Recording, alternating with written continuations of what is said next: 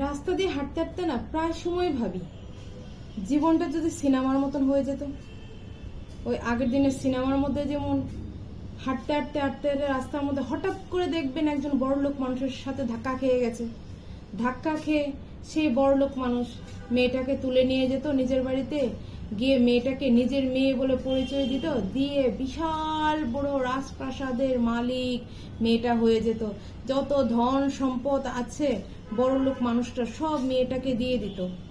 সেরকম ভাবি জানেন তো, রাস্তা দিয়ে হাঁটতে হাঁটতে ইস, হঠাৎ যদি আমি এরকম বড়লোক একটা মানুষের সাথে ধাক্কা খেয়ে যেতাম, মুকেশ আম্বানির সাথে যে আমি ধাক্কাটা খেতাম, মুকেশ আম্বানি বলতো আজকের থেকে তুমি আমার মেয়ে।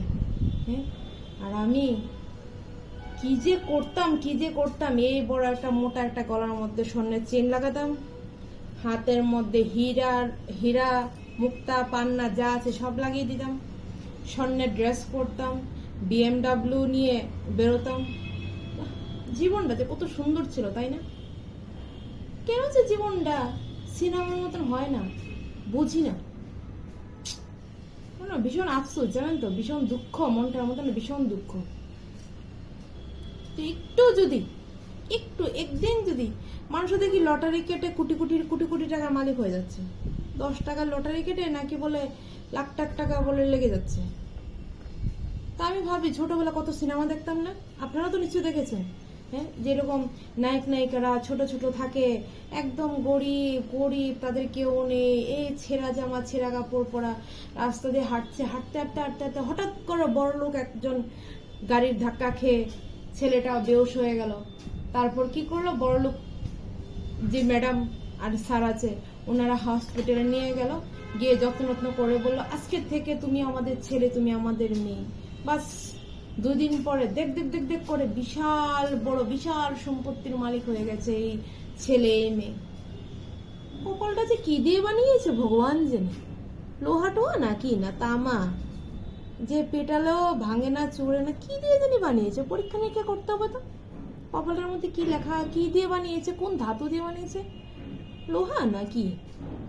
লোহাকে তো যতই পেটান সে একটু বড়ই হবে, বুঝলি না? নর্মাল ধাতু দিয়ে বানালে হয়তো বা ভেঙে ছুঁড়ে একটু দেখতাম, জানি না কি দিয়ে বানিয়েছে। ভালো একজন ধাক্কাও খাই না সত্যি, রাস্তাতে হাঁটতে তো আমি ভাবি এই ধাক্কা খেলাম মনে হয়,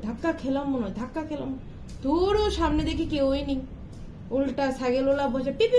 আরে দিদি দেখে চলতে পারে না, রাস্তাঘাট দেখে চলতে পারে না, রাস্তার মাঝখান দিয়ে হাঁটছেন, এখনই তো গায়ে লেগে যেত স্কুটিটা বাইকটা। আরে সাইড দিয়ে হাঁটুন। উল্টা পেছন থেকে এসে আমাকে ধমকা, জানেন তো যে মাঝখান দিয়ে হাঁটছেন কেন, সাইড দিয়ে হাঁটুন। আমি তো হাঁটছি ভাই আমার উদ্দেশ্যে মাঝখান দিয়ে, যদি কোনো মতন একটা বড় লোক গাড়ির ধাক্কা খেয়ে যেতে পারি। উল্টা পেছন থেকে এসে বাইকওয়ালাগুলো আমাকে বলে পিপি দিয়ে সাইডন, পরে ধাক্কা খেয়ে যাবেন, পরে কেস খেয়ে যাবো আমরা, সাইড দিয়ে হাঁটেন। শান্তি নেই, স্বপ্নটাও শান্তি দেয় না দেখতে।